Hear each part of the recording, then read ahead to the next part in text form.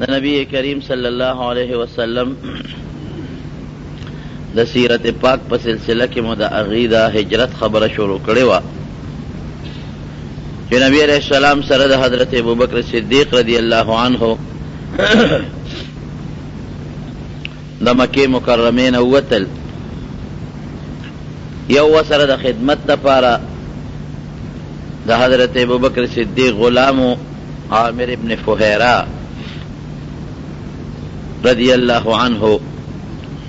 او دویم وسره د لارې ښودونکي رهبرو د هغه نوم عبدالله ابن اریقط، او دا لار ښودونکي رهبر لا دغه وخت کې مسلمان هم نو کافر د دغه څلورو کسانو قافله د مدینې منورې په طرف روانه شوه. او تیره جمعه مې درته ویلي چې په لاره کې د یو غټ دشمن نه چې نوم یې سراقه ابن مالک و الله محفوظ کړو. د مدینې منورې علاقې ته نږدې شو او د مکې مکرمې نه دومره الله لرې وویستل چې د مکې د خلکو رسۍ ورته نوره نه شوه کېدی. نو په لاره باندې نبی علیہ السلام حضرت ابوبکر صدیق ته وفرمایل چې ته د یو ځای په کار دی چې موږ ته لږ غوندې خوراک په بیه والو، ځکه ډېر لوی مزل دی، لږ مزل هم نه دی، څو شواروزه یو شان پرله پسې روان دي په دش بیابان کې. د پاسه پې چتری نشته، سوري پې نشته، لار کې اوبه نشته، لار کې بازار نشته چې هغې نه خوراک سکاک والی. او دغه علاقه تاسو نه ده لیدلې، ما لیدلې ده، انتهایی ګرم علاقه ده، بره ننور او لاندې نکاڼې دي او غټې غټې تیږې دي، چته په میلونو به هم سورې صحیح نه کې، سورې نشته، واړه واړه د کیکر بوټي دي، پوټې پوټې، او د ازغو دا زوزان دي، دا بوټي دي د زوز اونې لاندې خو سورې نی، او د کیکر بوټي چې وي هغې کې خو پاڼې هم نه کوي، ډېرې نری وي، اکثر غورځېدلې وي، نو د کیکر بوټي کې سورې د کم ځای نه وي. او د تیږې او د لوی کاڼي لاندې که معمولي غوندې سورې وي نو د هغه کاڼي تود عمره چې هغې کې ګزاره ګرانه ده. زه یو ځل په عرفات میدان کې ملګرو سره تللی وم، د عرفې د ورځې نه بغیر په بله ورځ ملګرو وی چې داسې په رش نی نو لاړ شو د عرفات د میدان وګورو. مې ډېره ښه ده. نو چې هلته موږ لاړو نو د عرفات په میدان کې د اوښانو والا ساتلی وي او هغې ښه مزېدار خشته کړي، څېرې پې چولي، بره پې د پاسه لکه د دې ټانګې یو ټاپ هم تړلی، دې دپاره چې خلک پې سواره شي او داسې لږ پې وګرځي نو هغې ته پیسې اخلي. لکه اوس هم په دې میلو کې خلک لاړ شي، څوک په آسونو سورلي کوي پیسې ورکوي، څوک په اوښانو سورلي کوي، څوک په اتي سورلي کوي پیسې ورکوي. نو هغې د اوښان ځای په ځای د عربو ساتلي وي او هغې ډېر خشته کړي، ډولې کړي وي، د پاسه پې سوري او دا خلک پې ګرځي، څوک ځان له تصویرونه مباسي په هغه اوښ د پاسه 15 ریالالي 10 ریالالي داسې ګرځئ. ما هغه ملګرو ته ویم زما خو یو خواهش دی چې په دې اوښ لږ سور شمه، ځکه مې نبي علیہ السلام پې سفر کړی دی نو مې زه پې د سنتو په خیال سورلي کوم، اگر چې هغه جدا سورلي و دا جدا ده، خو د یو شکل یو نقشه خو به جوړه کړو که نه. هغه اوښ ته چې ختم یو کیمرې والا مې لکه فوټو ښکل ګناه ده، ما له فوټو به نه وباسئ، فوټوانو والا ځان له پیسې غواړي، مې فوټو به نه وباسئ، فوټو ښکل ګناه ده. او بیا د عرفات په دې میدان کې قطعا د فوټو اجازت در نه در کوم، نه پیسې در کوم، نه به وباسئ. ډېره ښه ده. هغه اوښ یې سم لو ډېره اعلی کته پیچولې وه، ډېره مقالید پې د پاسه پروت، ډېرې خشته پوست جوړ کړی او داسې یو ډبګي ورته ځوړند و، یو خوا بل خوا په هغه ډبګي به خلکو پکې ایښه او خوچتي که نه نو ور وبخت سم به یې لو. نو چې سم یې لو ما ته یې په ډبګي پکې د ور وختم، پې کېناستم، یا صاحبه چې پاسو یې که نه مې خدای داسې په لانجه وړېدم، کله به مخکې ته او کله به وروستو ته درونچاقې والې پاسېد شي. یاره مې کار خو دې وکړه، خو خدای دې پکې اوس خیر کړي.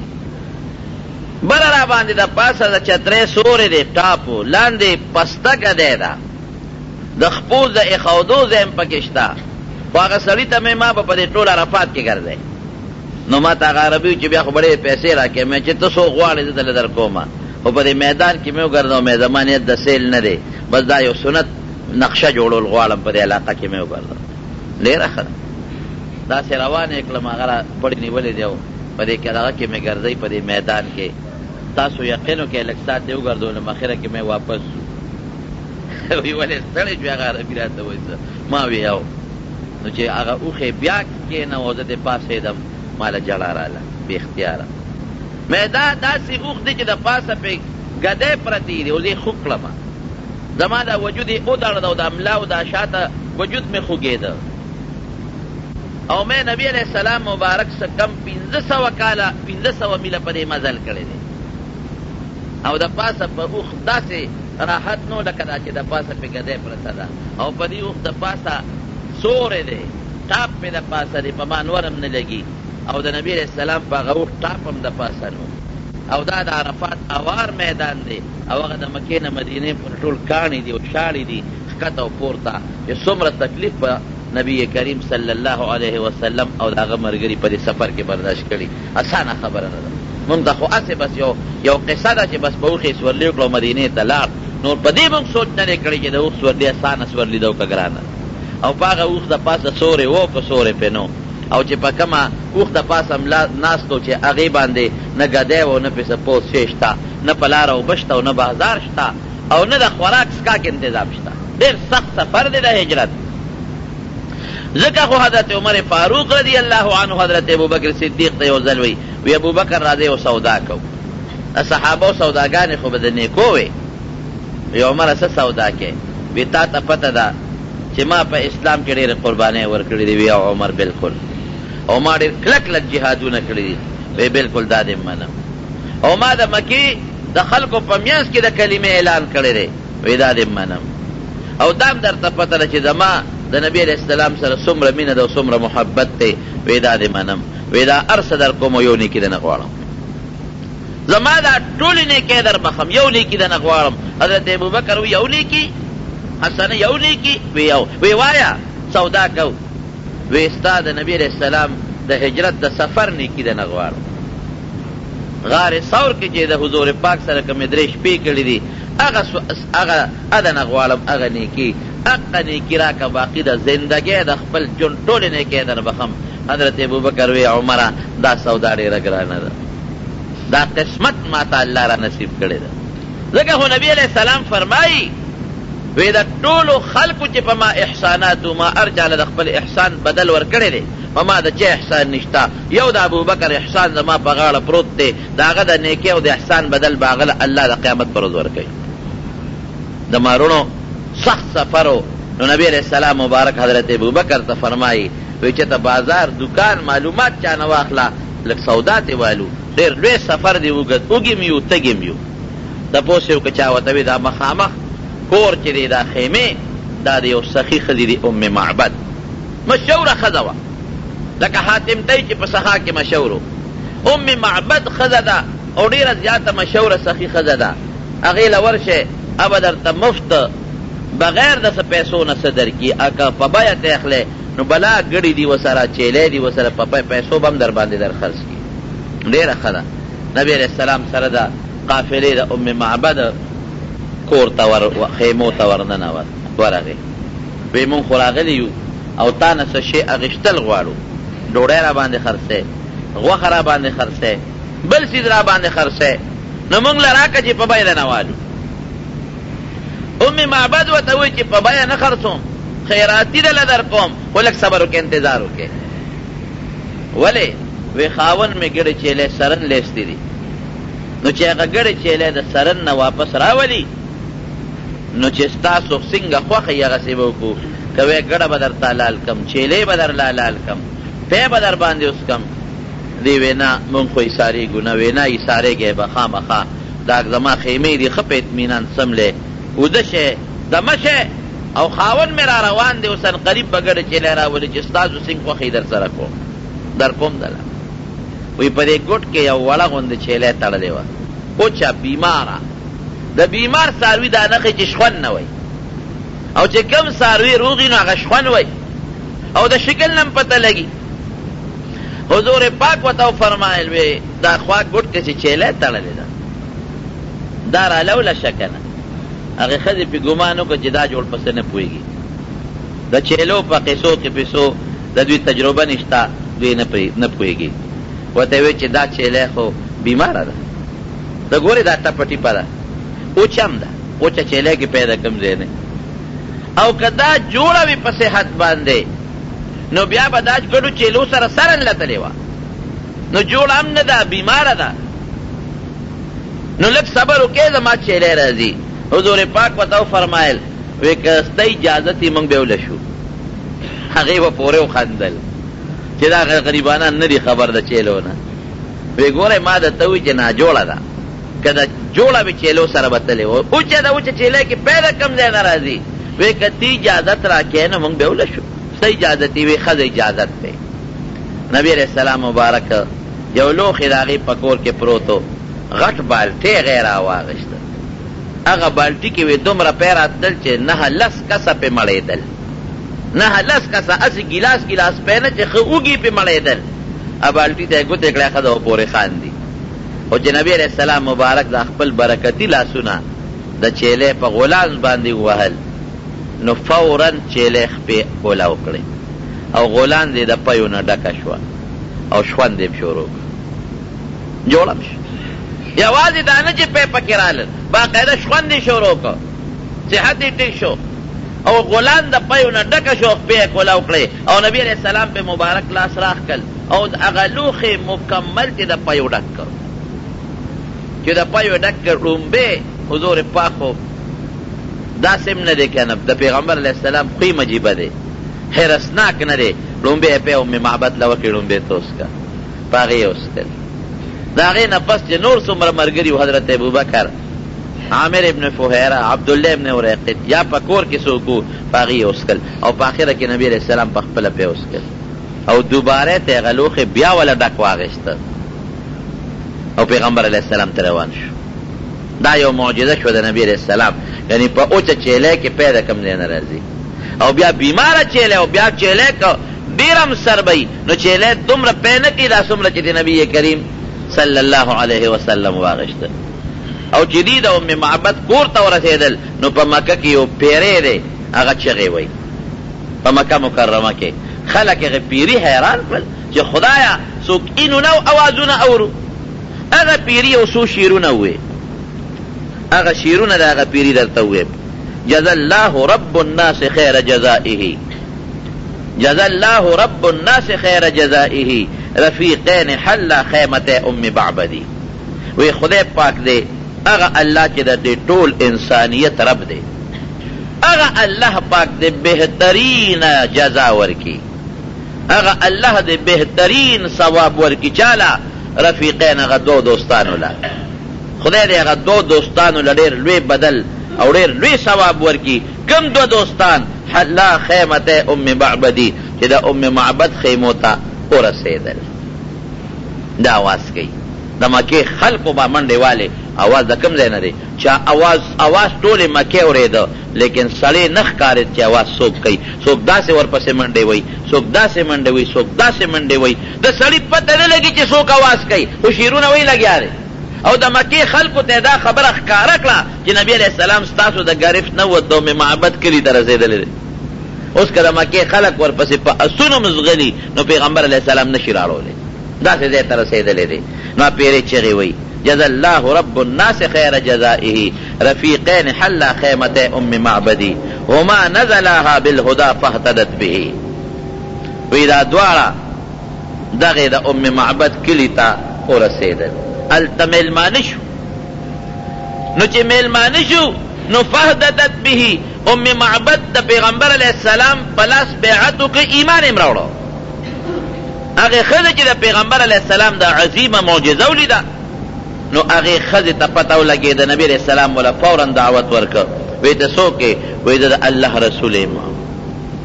او د مکې نه را روان شوی د مکې خلکو د خپل وطن نه راوویستمه مدینې ته روان یم دا زما معجزه شوه زما د پیغمبرۍ دلیل دی. ښځې فورا د حضور پاک سره بیعتو کو مسلمان شوا. خو یادو ساتیرونو بی بی عائشہ فرمائی وی دا خزو بیعت چیو دا خلی باو همون چی لاس یادو دا سی مجازی خبره کو پا خلی باو وی چرتا دا نبی علیہ السلام مبارک لاس پردے خزی سرندر جنگی دلی ما مست یده ید امرأت قطو دا پیغمبر علیہ السلام لاس چتا دا پردے خزی لاس سرندر یوزے شوی پا خلی باو سر خزو بیعت کاو. نو ام معبد بیعت و سرو کو خدای پاک مسلمان اکلا نو پیری دا ام معبد دا ایمان اعلان پا مکہ کیو کو هما نزلاها دا دوال مرگری دا ام معبد دا خیمو کیو دا کلی تا ملمان شو ورکس شو بالخدا پڑیر لوی ہدایت زان سر ہدایت یوڑو فاہتدت به اغی پیمان روڑو فقد فاز من امسا رفیق محمدی ویچے سوک دا پیغمبر علیہ السلام دوستانہ کی داخل شو داریر کامیاب دے. بیا سوئی سلو اختکم عن شاتها و انائها ویکے یقینم نکیگی دا دا خور نا تپوسو کے دا ام معبدنا ام دا غا چیلے تپوسو کے ام دا غا لوخی تپوسو کے خیر دکم یقین نکیگی معلومات تے والے دا ام معبد دا غا خورنا تپوسو کے دا ام معبد نا چی چیلے سشو لوخی سشو سلو اختکم عن شاتها و انائها فإنکم ان تسألو الشات تشہدی وی کدا کا چیلے نم تپوسو کنو چیلے بام گوئی ورکی چودہ دا آخر زمانے پیغمبرو چیلے کی خدای پہ پیدا کلا اشیر کم کر پہ پہ کی خدای پیدا کلا پاگا چیلے کے نبی او خدا مسلمان اشو حضور پاک چی دا ام معبد دا کلی نووت او روان شو نو خاون دیر آگے خاون تا بے ابو معبد وی خزی وطالوی اے خزی یو سلیو دیر برکتی انسانو دیر برکتی لاسی او دا چلو شو اگا چیلے تا گورا روغا شوا وی دا بالتی پیدا سری خزی وی دا گا چل دا تا ویب کنا دا گا چیلے دی او دومره پیتی منگ سکلیم دی لوخیم ڈک دی وی دا سلی سنگو ام معبد وطا دا اگر طول صفتو که دا سی وجودو دا سی سترگی وی دا سی مخو دا سی خبری کولی اے خزی وی دا خو اغالک معلومی گی چی اغا مکی والا دی او پا مکہ کی دا ایمان دعوی کردی دا او بیا دا قوم دا وجل دا مکی نروتی دی و چتا پا سفر روان دی دا خو اغا معلومی گی وی سریو اقا برکتی انسان دی نو سمو دا پس دا امو بعبدم لار مدینی منوری تا او دا نبی علیہ السلام پلا سی بیعتو که خدای غم مسلمان پلا رتلل مدینی منوری تا ور نزدیشو که نزدیشو دا مشقت او دا تکلیف سفر دی نو علتا دا یو بل مضبوط پالوان سر که دا غزمانی یو لوی بدماش واغ سر ملاقاتو شو سراقه ابن مالک بریده اسلامی سر ملاقاتو شو او یا کسانو لخکر و سر دی دا او یو کسان او تورو سر و نیزو سر ولار دی او پدی سوچ دی لکه دا مکی خلقو خود پیغمبر علیہ السلام پسر که دا او یو اخانو نام استیو یوازی دا نبی علیہ السلام نه دا حضرت ابو بکر پسر که مستیو دا سلو خان چه که پیغمبر علیہ السلام چا مل عیاذن باللہ یا جمدیرا و سلو خان بورکو او که ابو بکرم چا دا غسیو کنو سلو خان بورکو نو سلو خان خو پاق زمانه که دا سیولا کسر لاره موٹر چی نو اغی و تام پتاک کے ولارو چی منگل پا گتو راشی چی وینی سو او نیغی مکی تورسو یا جمدیو یا مارو او دے نامو گٹو دا بدماشان کو خلق دانومی خوری خلقی پیجے او پر تجارتی سفرونو کی ملاقاتونا مسئلہ شوی نو حضرت ابو بکر صدیق صحیح کوئی پیجن دا اللہ رسولہ ویدا خسورا بریدہ معلومی او یا کسان دی وسرو طول مسلح دی بیاوت نبی کریم صلی اللہ علیہ وسلم فرمائی اے ابو بکر لا تحزن میرے گا ان اللہ معنا اللہ مقصر دے ما ظنک باثنین اللہ ثالثهما ابو بکر دا اغی دو متعلق دے سخیال دے چدرے مسر رب العالمین دے اس فکر چونے او ما تاسو دا 13 جمعہ ویلو چی نبی ابو بکر صدیق پزان نہ یرے دا اغا فکر مندی و محمد مصطفیٰ صلی اللہ علیہ وسلم چی نبی علیہ السلام مبارک لسوک تکلیف ورنکی باغت فکرمندو چې څنګه یو بل ته مخامخ شو نو نبی علیہ السلام ته فوراً تپوس وکړو لومبې شو په نبی علیہ السلام وی لکه څوک یې حالانکه په دومره لوی بدماش اواز کولم ګران څوک یې هغه سره توره ده نیزه ده ورسره ابرې تاوی ته ما نه پېژنې زه بریده یم بریده داسې جوش کې د بدماشۍ اواز کوي روب قایموي روب بریده یم خو چې دا اواز یې وکړه د هغه مطلب خو دا و چې نبي علیه السلام به ویرېږي او په اسانه به سرنډر شي وی زه بریده یم حضور پاک زر حضرت ابوبکر ته مخ وروانو ابوبکر برد الله عنا عدونا دشمن مو خدای یخ کخا بریده برد په عربی کې د دې اصل ماده برد برد او برد په عربی کې یخنۍ ته وایي نو پیغمبر علیه السلام د هغه د نوم نه نیکفالي واغېسته وی خدای مو دشمن یخ که سوړ شو حضرت ابوبکر وی زه حیران یم اپې رو بچئ او پیغمبر علیه السلام باندې مسکراهټ او مسکا راځي او د هغه روب بالکل پې نه پرېږدي بلکې نیکفالي نیسي وی د کم قبیلې سره د تعلق دی وی د اسلم خاندان سره مې تعلق دی جوش کې لګیا دی د اسلم من اسلمه د اسلم قبیلې سره مې تعلق دی نبی علیہ السلام بیا حضرت ابوبکر ته مخ روانو اسلم د سلامتیا نه وتی دی اصل ماده سلامتیا ده حضرت ابوبکر ته فرمای ابوبکر وصلنا بالسلامه فسلامتیا را رسیدو خان بے تکلیف خدای را رسول بیا دې تپوس کوي په اسلم کې د کم خاص قوم سره تعلق دی وی بنو سهم قبیله سره نو سهم په عربی کې یې ته وایي نو نبی علیہ السلام دا غینم نیکفالي واغشتا قدر الله لنا سهم خیر وی ابو بکر مونږ له خدای د خیر عیسی مقرر کړی دی نیکفالي نسی بس فوراً بریده ته تپوس کوي وی ته څوک یې نبی کریم صلی اللہ علیہ وسلم فرمائی انا محمد بن عبداللہ انا عبداللہ ورسولہ دا خدای بندہ و دا خدای رسول نم محمد دے او دا پلان نم عبداللہ دے او چی دا ٹکی اوے نو بریدہ فوراً خپل نیزا زمکی لرو برور او بل ٹکی او نوے دخلین علوم بے خبر چودی دوزی وی ان وجهک لیس بوجه کذاب وی استا مخ د دروغ جن سړی مخ نه دی استا مخ د رښتونی سړی مخ دی زه خو راغلی کتاب ونیسم دا ملګری به دې ونیسم 200 خان دي پتا سو دواړو کې وی تا ته مې وکتل نو ته رښتونی ښکارې دروغ جن نه ښکارې زه ستا ملګری کېدل غواړم فورا نبی علیہ السلام ورته کلمه شهادت پیش کو او بریده خدای مسلمان کړ او چې مسلمان شو نو نبی علیہ السلام ته وچی دا اللہ رسولا تا تا پتر چی زمونږ د مدینه خلق ستا مرګریم پکشتا خو دشمنان دیم ډیر دي یریګم پتا چې څوک نقصان دته ونه رسي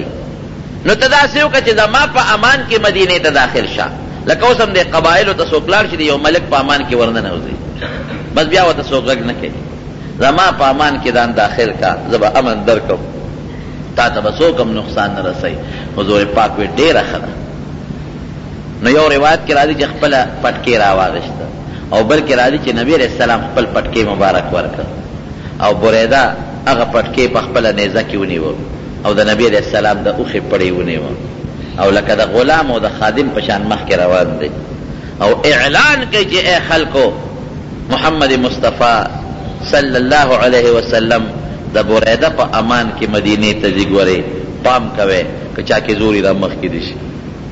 هغه اویا کسانو قافله چې د پیغمبر علیه السلام د دشمنۍ په خیال راغلی وه هغه رب العالمین د نبی علیه السلام خدمتګار او حفاظت کوونکي وګرځول هغه خدای څوکیداران کړل هغه د پیغمبر علیه السلام لښکر شو د مدینې خلکو ته خو پته لګېدلې وه چې نبی علیه السلام راوتی دی او لیټ شو 3 شپې خو یې په غار ثور کې تېرې کړې نو لیټ شو نو دا غریبانان به سار راووتل نو د 11 بجو پورې به په لارو کې ناستو نو چې را به نغې نو غرمه به شو نو واپس به لاړه دغه ورځ ده د ربیع الاول اتمه ورځ ده او د ګل ورځ ده یو یهودي چې د خپلې قلا ته برختلی و نو دا قافله یې صحیح کړه نو هغه په اوچت اواز چغې کړې یا بني قیل هذا جدکم دا مدینه دا انصار مخکنم بنی قیلو ابن قیلو بیوتوی دا مدینه دا یسرب خواو خلقو اگر ستاسو بخت راویخ شو استاسو اگر نیکبخت شخصیت مدینه تراو رسید بل خلقو تورو تا گوتے کردے او غارو کے واچو لے او پا منڈا منڈا لارو کے استقبال ترال نبی علیہ السلام مبارک دا مدینه چه کم بالائی علاقه وا چه قبا وتوی اغیتا ورسید او التا بنو عمرو بن عوف دا یو قبیله وا پا قبا کی پا عوالیو کی دغی وقت کی دا اغی چه کم مشرو نو اغا مشر کلثوم ابن حدم رضی اللہ تعالی عنہ اغا مسلمان شویو اغا پیغمبر علیہ السلام تا دعوت ورکو درخواست ورکو چه سیب تا زمان علم شد نبی علیہ السلام بیڑی رخد نو پیغمبر علیہ السلام دا اغی کلثوم ابن حدم علم شد لگ سات پس حضرت علی برو رسید ذکر علی رضی اللہ عنہ آغا امانتونا چی نبی علیہ السلام و تبریق خلقو لور کرد او بیارا روان شو حضرت عمر فاروق رضی اللہ عنہ مخ کی رسید لیو اغم دی قبا تراغی نو پا قبا کی لنبی کار چی نبی علیہ السلام اوکا اغیر جماعت دا جوڑو دے اعلانو کا اغا صحابی تیوی مال لگزے مال برابر کے چیدہ اللہ یو کور جوڑ کیو جماعت پا کے جوڑ کیو حضرت کلثوم ابن حدم رضی اللہ عنہ والا زے ورکا اور پاگے کی پیغمبر علیہ السلام دا جماعت بنیاد کے خواہ رنبے خختا پیغمبر علیہ السلام پخپلا کے خواہ دا ادرے دا قبلے تے مخ کرے او دا خخت مخم قبلے تک اور رنبے خختے کے خواہ اور بیا با حضرت ابو بکر حضرت عمر او نور صحابہ خخت را چلو لے او دیوال وال شروع شو او تاسو یقینو کے کہ پیغمبر علیہ السلام دا جماعت پا جوڑولو کے پخپلا مدد کرے دے پخپلا لگ گیا صحابہ بات خخت واغشتا تیگا بیت واغشتا ویسیقتا تکلیف مکاو منگ بکاو نبی علیہ السلام باو فرمائل نا تاسو مانا مضبوطم نئے او ستاسو ثواب زمانا زیاد خوخم نئے دا خدمت او دا کار بزکو نلنبی جماعت مسجد التقوی دا پریزگارے جنبی جماعت دا پا قبا کے دا حضور پاک مبارک پلاس داغی بنیاد کی خوددش ادھے پا حق یو آیاتم نازل دے لمسجد أسس على التقوى من أول يوم أحق أن تقوم فيه رجال يحبون أن يتطهروا والله يحب المطهرين دا آیات اسم دا جماعت پا دروازہ باندې بر ذکر شوی چلی ورشد آیت پہ ذکر شوی کہ دا اللہ دا پریزگار ہے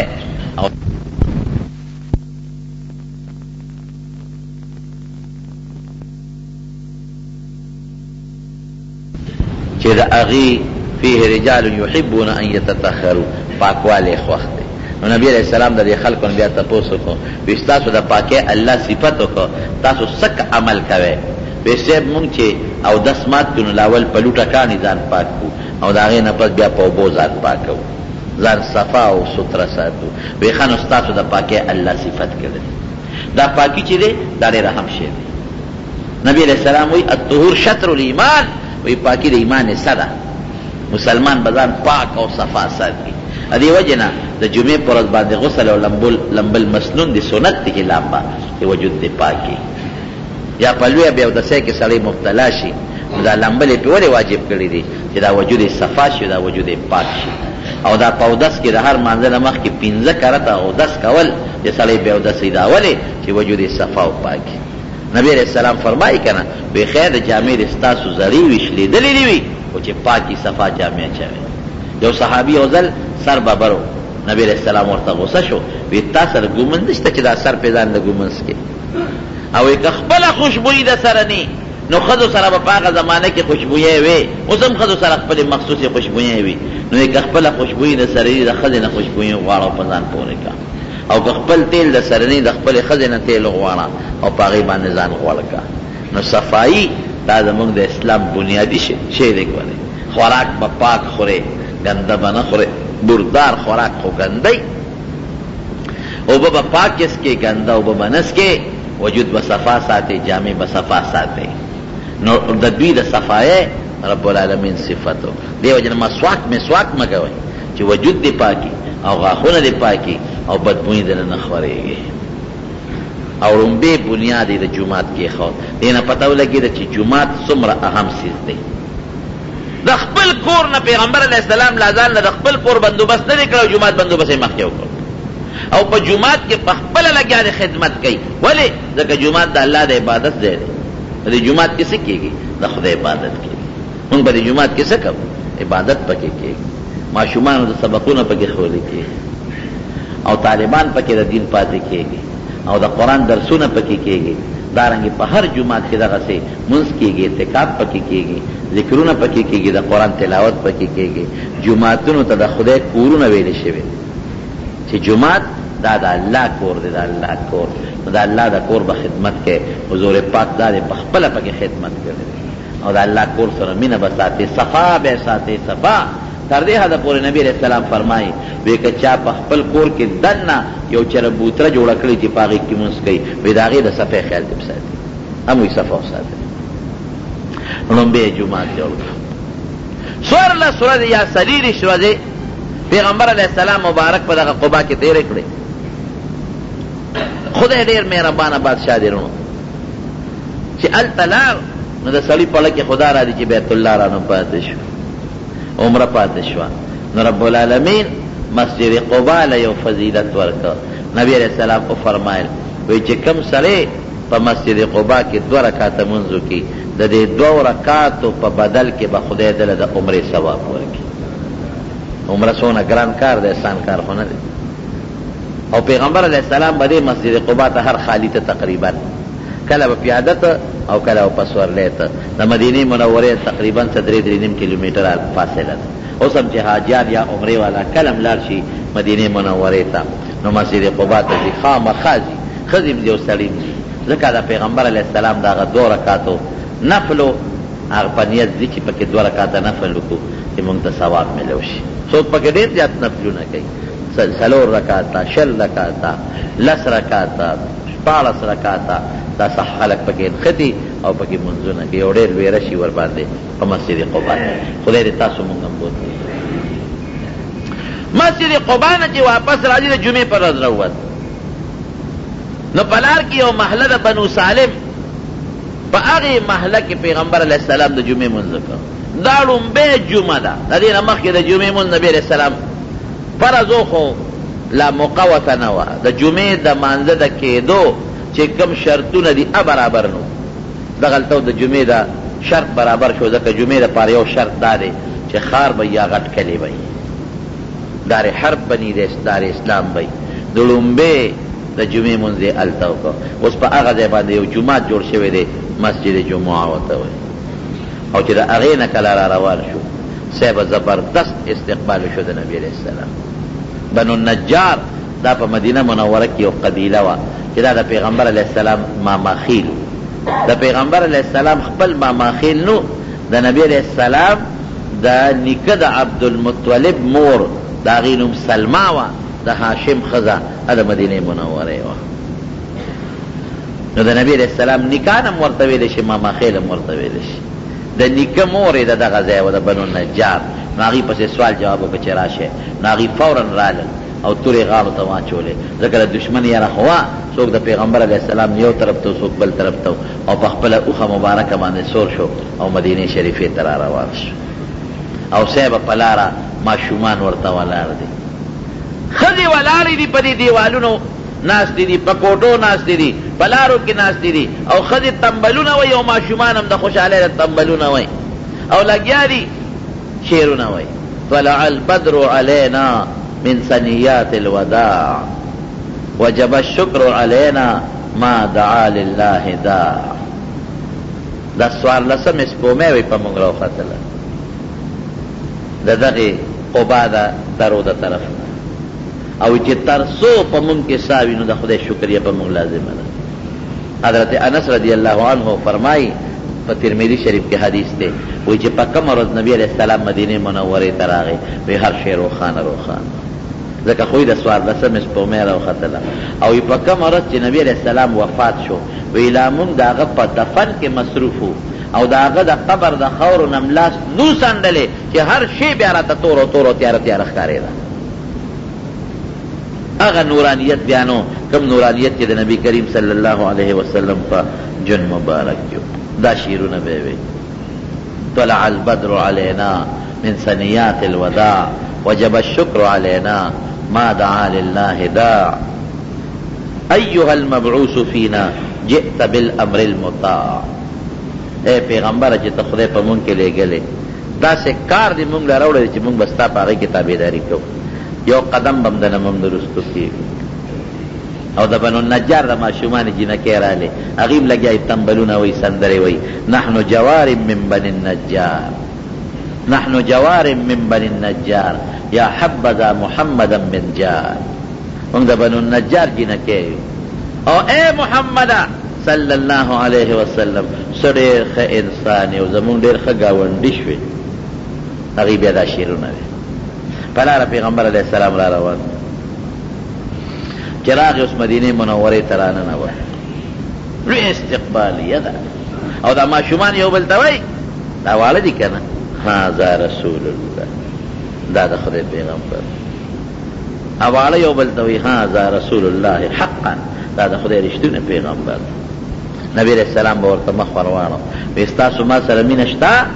وی او د الله رسول زمونږ سره مینه شته وی زما هم ډېر زیات خوښ یې دا پوټې پوټې ماشومان او دا زنانه چې مدینې منورې ته راغی نو چا وی زما به میلمه چا وی زما به میلمه حضور پاکو فرمایل وی زما دا اوښه پرېږدی دعوها فانها ماموره وی زما دې اوښې ته د خدای را طرف نه حکم کېږي نو چې اوښه کم ځای سم لاسته ده به د هغه میلمه یم اوښه روانه ده او پیغمبر علیه السلام د اوښې پړی سس کړ یو صحابیو حضرت ابو ایوب انصاری رضی الله عنه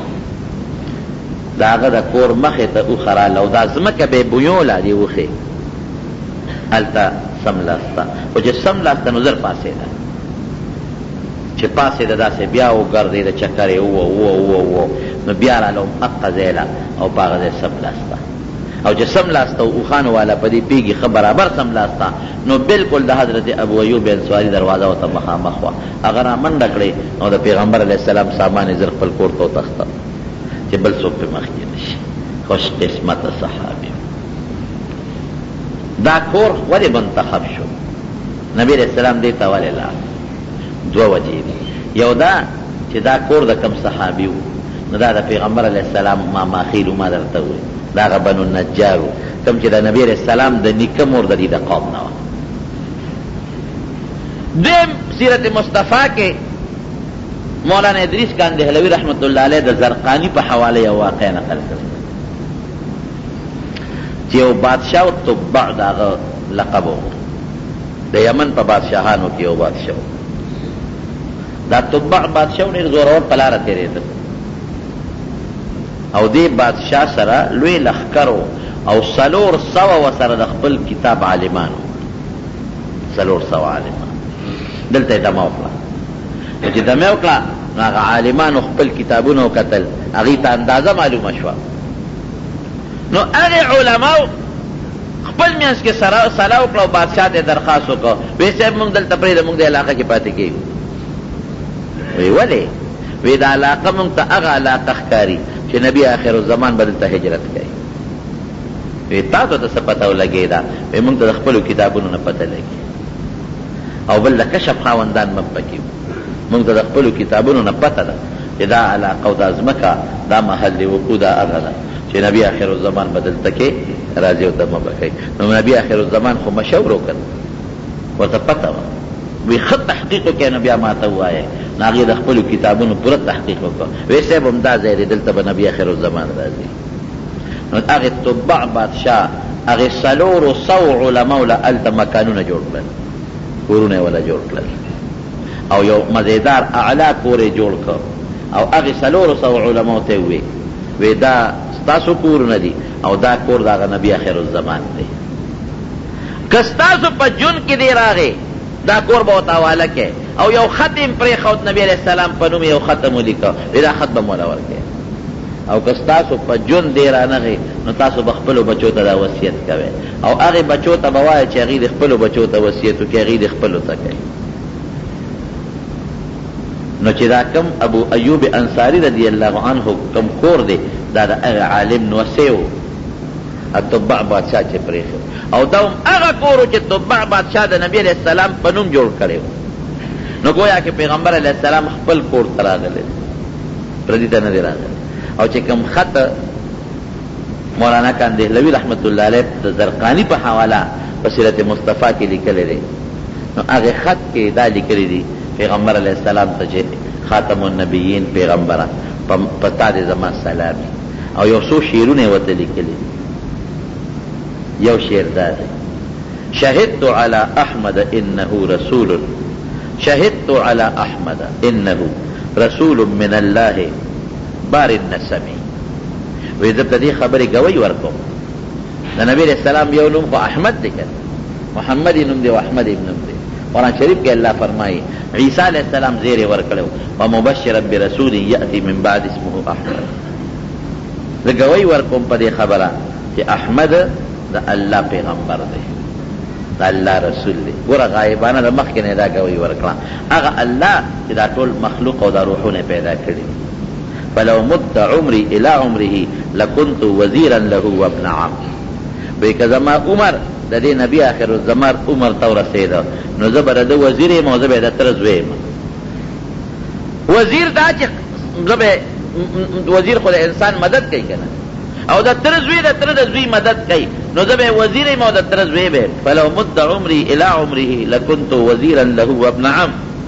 وجاهدت بالسيف اعداءه وفرجت عن صدره كل غم او ایزه بس کوم وی پتوره به داغه دشمنانو سره جنگونه کوم دا تبع بادشاہ داغه دشمنانو سره پتوره جنگونه بکوم او داغه د سینې نه به ارغم لري کوم دا ختم د تبع بادشاہ ختم را روانو نسبا پیغمبر علیہ السلام ته ورته شو نو د حضرت ابو ایوب انصاری رضی الله عنه پکور کې دی راشو ابو ایوب انصاری رضی الله عنه نبی علیہ السلام ته عرض کړي به شیخ زما دا کور 236 دی نو ته براو خېجا مونږ بلاد دیو حضور پاک پتو فرمایل وینا مال ملمانه راځي او خلق راځي نو بر خطل به ملمانو تم تکلیفي او تاسو د هم تکلیفي چې ملمانه په تاسو راځي او بر راخې نو ته براو خېجا مونږ بلاد دی شو نو ډیر خلک نو ابو ایوب انصاری رضی الله عنه د خپل بیبي سره بار چاته وخت حضور پاک لاندې او چې شپه شوه ابو ایوب انصاری ښځې ته وایي وی ښځې څه غلطي وکړه وی او بلکل غلطي هم کړې ده چې موږ بر یو حضور پاک لاندې زموږ د خپو لاندې وی اوهو دا خواټه بیا ادبي ده وی داسې به وکړو چې ورکوز به شو چې صاحب دا ګرانه ده موږ ستا ته به زموږ د خپو لاندې دا خو موږ غر کېږو وی نه اوس خو نه ورکوزېږو د خوبه به وځي شپه ده سار به ورته ووایي نو ټوله شپې دیوال پورې غریبانانو تېره کړه لکه دیوال سره نږدې خو څوک نیم دې خوا هم لاس دی ټوله شپه دیوال سره تېره کړه او ویل عجیبه دا وه چې موږ یو د اوبو ټیم وارانه واوړېده نو موږ وی چې دا اوبه خو په نبي علیه السلام چې ته ورونه ساتي نو موږ سره یو غټ څادر و وی هغه څادر هم زر په هغه اوبو کې کېښود چې د اوبه ځان ته راکاږي او پیغمبر علیه السلام ورونه سسېږي وی څادر هم لوټ شو شپه هم یخه ده بل څه شته هم نه چې ځان هڅه وکړو نو په یخه یخنۍ کې هم دیوال پورې شپه تېره کړي سار وختي راغلل نبي علیہ السلام ته دا ټول الوی وی صاحب دا ګرانه ده چې موږ دې بر یو ترې زموږ د خپو لاندې وی نه خیر دی زما د طرف نه تاسو ته اجازت دی هېڅ خبره نشته اوس هغه کور نشته ابو ایوب انصاري د هغې نه پس نبي علیہ السلام بیا بل کور ته منتقل شوی دی وفات چې کم دفن دی په بل کور کې دی د ابو ایوب انصاري رضی الله عنه کور نقشه چې تاریخ مورخینو لیکلې ده نو هغه داسې ده چې سړی په مواجهه شریفه کې نبی علیہ السلام باندې سلام واچوي او بیا باروزي بقي سیر ته نو چې لږ ښي طرف ته یو ستن ده یو غټه ستن ولاړه ده په دغه میدان کې دا لومبی ستن دا د تاریخ ښیي چې دا د حضرت ابو ایوب انصاري رضی الله عنه کور خلکو به نبی علیہ السلام لا سیزونه راوړل تحفه به یې راوړه تحفه به یې قبلوله صدقه به یې نه قبلوله خیرات چې ورته هغه به صحابو له ورکوله چې تاسو یې خورئ په خپله به یې نه خوړه او چې کم ترکاری کې به اوږه و یا پیاز دو پکې کچا هغه به یې نه استعمالول چا ورته ترکاري راوړه نو په هغې کې بوی غوندې وي دا څه شی دی پکې وی صاحب دا اوږه پیاز دی پکې ابو ایوب انصاري دی ورکړه دا تاسو وخورئ وی صاحب حرام دی تاسو یې نه خورئ خو حرام به مونږ یې څنګه وخورو وی دا حرام نه دي خو زما فرشتو سره سرګوشي د مال فرشتې راځي انی اناجي من لا تناجي مال جبريل راځي تاسو له خو نه راځي نو چې بیا زما د خولې د اوږو او د پیازو بوی دي نو بیا جبريل علیه السلام نه راځي ګوتې به پکې ولو والی نو بیا به هغه ترکاري ابو ایوب انصاري رضی الله عنه راولېږل نو الله قرآن شریف کې فرمایي د مکې کافرانو ته الا تنصروه که تاسو د پیغمبر نصرت او مدد نه کوئ فقد نصره الله الله وی میں مدد کړی اذ اخرجه الذين كفروا کافران راوست ثاني اثنين دویم د دوانو اذ هما فی الغار او بغار کې درې شپې تیرې کړې دي اذ یقول لصاحبه خپل ملګري ته وی لا تحزن غم نه کې ان الله معنا الله تعالی فرمایي وی ایده بجنود لم تروها وی په داسې لښکرو مې ولا مدد وکړه چې تاسو نه لیدل داسې لښکرو باندې او الله دقه یاد کې رسته وی جعل کلمة الذين كفروا السفلى کافرانو دین مولان دے کر او کلمة الله هي العليا الله وی مخبل دین اوچت کر دا اللہ مقصد دا نبی علیہ السلام پر علیہ گلو کسو هو الذي ارسل رسوله ليظهره على الدين كل بالهدى ودين الحق ليظهره على الدين كله چې دا اسلام په ټولو دینونو باندې غالب شي نو د مدینه منوره هجرت دا د اسلام د غلبې ذریعہ وګرځیدل د حضرت عمر فاروق رضی الله عنه زمانه کې چې کله فیصله کېده چې یو تاریخ مقرره و نو چاوی چې صاحب د پیغمبر علیه السلام د ولادت نه تاریخ شروع لکه عیسایانو چې د عیسی علیه السلام د ولادت نه شروع کړی د عیسوي تاریخ د اسلامی تاریخ په د پیغمبر هم د ولادت نه شروع وینا ویدا د عیسایانو سره تشبیه راځي مثلا چاوی خدای پیغمبر علیه السلام د وفات نه به مقرر کو ویدا سب نه کو ویدا علیه السلام وفات خو یو لوی صانحه ده یو لوی غم دی بیا به هر کال مونږ ته دا غم را یادېږي فیصله په دې وکړه چې دا به د هجرت نه مقرر کو ولې ځکه هجرت د اسلام د غلبې یو لوی دروازه ده لوی باب د مکې مکرمې په زندګۍ کې د نبوت نه پس 14 کاله نبی علیہ السلام تیر کړي په مکه کې ټوله زندگی 53 کاله تیر کړي 14 کاله د نبوت دي لیکن د اسلام غلبه خو هلته نه وکړ او چې مدینه منورې ته نبی علیہ السلام تشریف راوړو جهاد هم فرض شو او د اسلام غلبه هم راغله وی د هجرت نه به شروع کوو نو هجرت خو په ربیع الاول کې دی او تاریخ د محرم نه شروع شو ولې ځکه پیغمبر علیه السلام صحابو ته د محرم نه حکم کړی په ذوالحجه کې چې کله د انصار د مدینې راغلي و پیغمبر علیه السلام سره بیعت وکړ د لوی اختر په میاشت کې او هغوی د هجرت دعوت ورکړ نو نبی علیه السلام د هغوی د تلو نه پس په محرم کې صحابو ته حکم وکړي دې مدینې ته روان شي نو د هجرت حکم او د صحابو هجرت د محرم نه شروع شوی او محرم په اشهر حرم کې یو عظیمه میاشت ده نو تاریخ د محرم نه شروع شوی د هجرت د نبی علیہ السلام نو هجرت د پیغمبر علیہ السلام د اسلام او د دین یو لویه دروازه ده د مدینه خلکو پیغمبر علیہ السلام پیژندلو او اکثریت د مدینه خلکو په پیغمبر علیہ السلام باندې ایمان راوړل او قسم دی چې د مدینه خلکو د حضور پاک سره کم محبت او کم مینه کړی دا هغه بیان درته ان شاء الله چې د جمعه کې وي چې د مدینه د خلکو څومره محبت او څومره مینه او حضور پاک د مدینه د خلکو په حق کې فرمایي ولولا الهجرت لکنتم امرا من الانصار بګه هجرت نه فرض نو د مدینه کې پیدا وي زبم د انصارو نه یو کس وي ما آینده جمعه کې بدته ان شاء الله دا وي چې څوک د مدینه يهوديان رالل او پیغمبر علیه السلام سره ملاقات وکړ دا غي ملاقاتونه څنګه او د مدینه د انصارو متعلق نه بیان وکم او مسجد نبوي بنیاد بیا یې خو دې جوړ کړی دی ان شاء الله دا د هجرت دریمه سلسله ده دا خدای پاک جون راکړه آینده جمعه کې درته بیان کړم او تاسو به اسه اندازه لګولي چې د دین د پاره او د اسلام د غلبې د پاره او د اسلام د نشر اشاعت د پاره د دوالو جهان مبارک سردار او د صحابه څومره قرباني ورکړي څوک به خپل کور نه یو شپه بار تیر نه کی کورونه پاتې شي زمکه پاتې شوي او د ډېرو صحابو نه پکې بیبیانې پاتې شوې، د چا نه بچي پاتې شو، د چا نه ښځې پاتې شوې، د چا نه مور او پلار پاتې شو، چا نه رونو تربوران پاتې شو، او په سوونه کیلومیټره صحابه کرام لاړل سفر یې وکړ پردي وطن کې، او بې سره بې سامان لاړل. ځان سره کډې نه دي ګرځولې چې کډې وړو او سامان وړو، او نه کډې وړې شوې. دا د اسلام د خاطر او خدای پاک هماغسې وکړل چې الله غ اسلام غالب کړ، او که شرک او کفر او که یهودیت او نصرانیت دا خدای پاک مغلوب کړ. الله د اسلام نه غلبه ورکړي.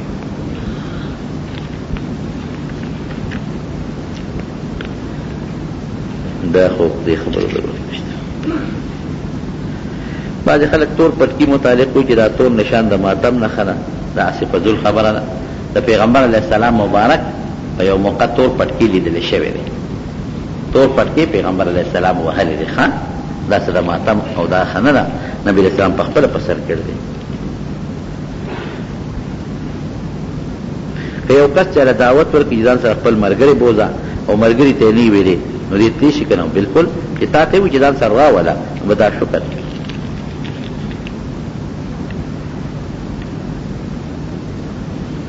دا خو اوږده مسله دی راته را مخکې کړه. بعضې خلکو کې تبلیغ د عالمانو کار دی، جټ سړی به په تبلیغ کې نه دي.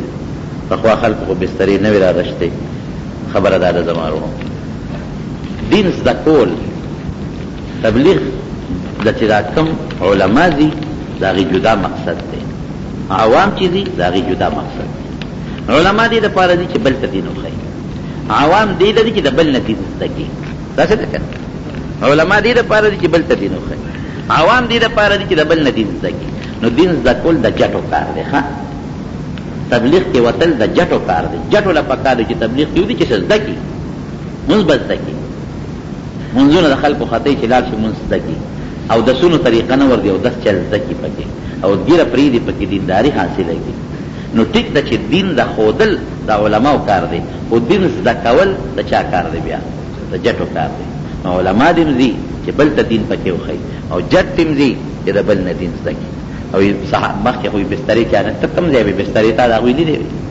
هغوی بې بسترو خواران ګرځېدل په ملکونو باندې ګرځېدلي. دا انتظامي امور دي. ښه انتظامي امورو باندې د بدعت اطلاق نه کېږي. صحابه کرام په وطن وطن ګرځېدلي دي او امت ته دین رسولی دی. او ورونو زه یو خبره درته کوم، دا هغه وخت دی که نه چې د ټولې دنیا کافر راغونډ شوي دي د مسلمان خلاف. تصویر په افغانستان کې، په عراق کې د ټولې دنیا کافر، او د ټولې دنیا د کافرانو نظریه د یو بل نه جدا جدا ده. د هندو جدا سوچ دی، د عیسائی جدا سوچ دی، د څه ورته وایي د روسي جدا سوچ دی،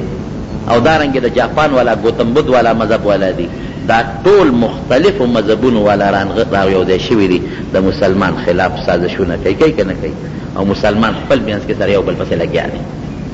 تبلیغ ښه نه دی، او فلانکې شی ښه نه دی، او فلانکې ښه نه دی. خدای دپاره ځان یو کې، یو موټی شی،